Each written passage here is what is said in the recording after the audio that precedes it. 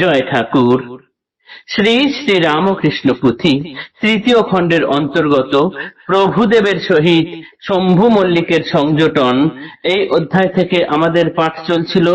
আজ আমরা এই অধ্যায়ের তৃতীয় দিন পাঠ করব। পৃষ্ঠা সংখ্যা 191 এর কিছু অংশ থেকে 192 এর কিছু অংশ পর্যন্ত। আজ 297 পর্ব। প্রভুদেব অর্থাৎ ঠাকুর শ্রী শ্রী রামকৃষ্ণ দেবের সঙ্গে শম্ভু মল্লিক তথা শম্ভুচরণ মল্লিক বা শম্ভুনাথ মল্লিক, এই তিনটি নামে ঘুরিয়ে ফিরিয়ে পাওয়া যায় ওনার সম্বন্ধে খুব বেশি একটা পরিচয় খুব বেশি পাওয়াই যায় না। নিজেকে খুব আড়াল করে রাখতেন তিনি।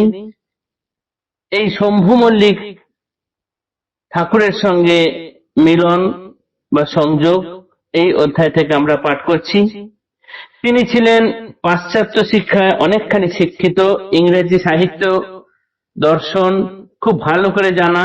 তিনি বাইবেল পাঠ করতে জানতেন খুব ভালোভাবে এবং ঠাকুরকে তিনি মাঝে মাঝে বাইবেল থেকে পাঠ করে শোনাতেন।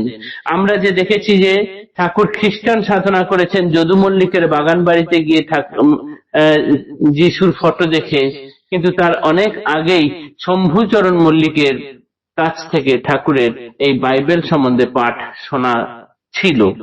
সুতরাং ঠাকুরের ওই খ্রিস্টানি সাধনার পূর্বের একটি প্রস্তুতি বলা যেতে পারে।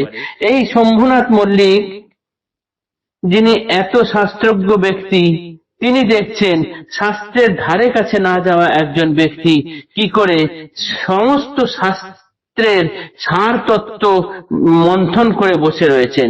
তাই তিনি অবাক হয়ে একদিন ঠাকুরকে বললেন, সত্যি আপনি বা তুমি করেও বলতেন ঠাকুরকে কখনো, এবং ঠাকুরের জ্ঞান দেখে তাকে এই শম্ভুনাথ মল্লিক হৃদয়ে গুরুর আসনে বসিয়েছিলেন এবং মাঝে মাঝে গুরুজি বলতেন।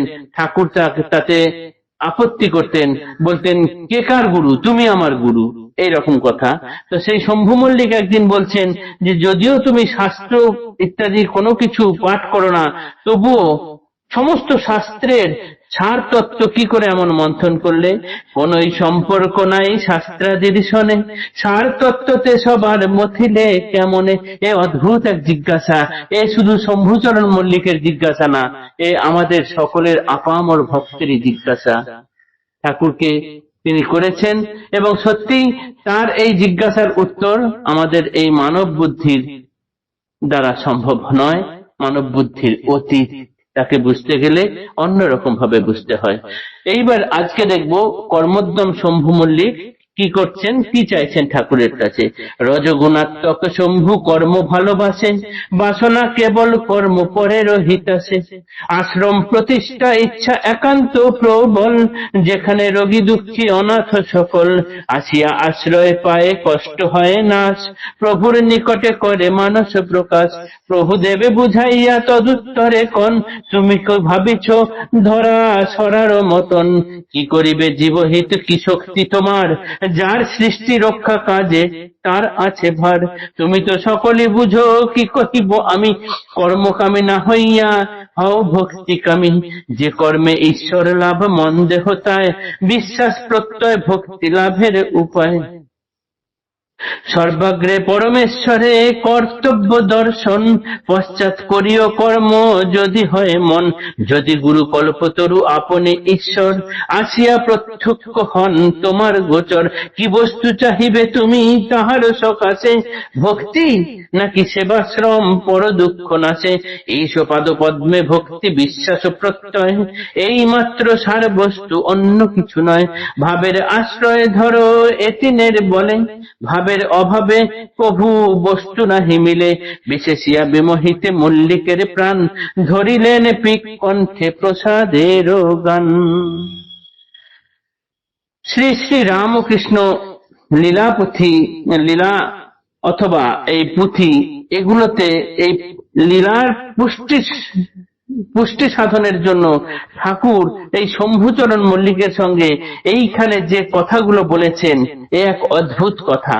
শম্ভু মল্লিক তিনি রজগুণাত্মক, তিনি সর্বদা কাজ করতে ভালোবাসেন, তিনি তার টাকা পয়সা অনেক কষ্ট করে, তিনি ছোটবেলায় কষ্ট করেছেন, পরে তিনি বড় কোম্পানিতে চাকরি করছেন, বিদেশি কোম্পানিতে, তার অগাধ টাকা পয়সা, তার ভালো আয়, তিনি চাইছেন কোনো হাসপাতাল বা চ্যারিটেবল ডিসপেন্সারি, অনাথ আশ্রম, সেবাশ্রম ইত্যাদি কিছু করতে।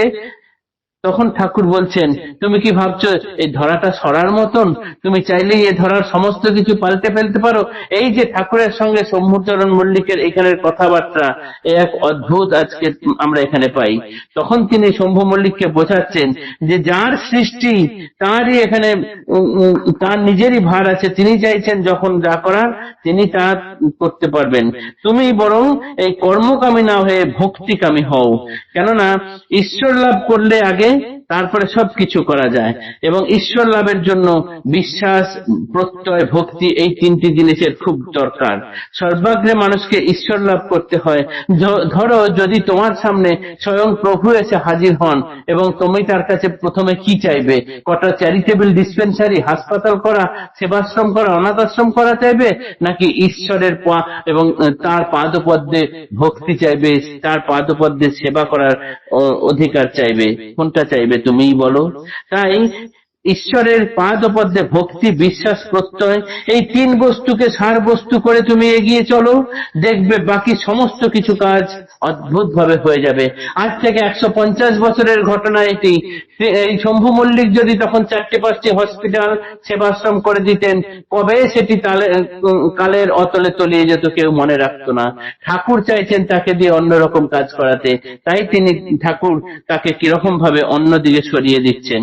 যেখানে আমরা দেখতে পাচ্ছি তিনি বলছেন যে তুমি বরং ঈশ্বরের পাদপদ্মে ভক্তি, বিশ্বাস, প্রত্যয় এইগুলোকে ভালো করে সঞ্চয় করো এবং তার তুমি এই ভক্তি পথে এসো, কর্মপথ থেকে সরে গিয়ে, তাহলে তুমি বাকি সব কিছু করতে পারবে।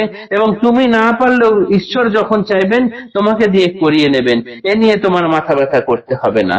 এরপর তিনি তার এই ভাব আরো পুষ্ট হওয়ার জন্য একটি সুন্দর গান রচনা, মানে রামপ্রসাদের গান তিনি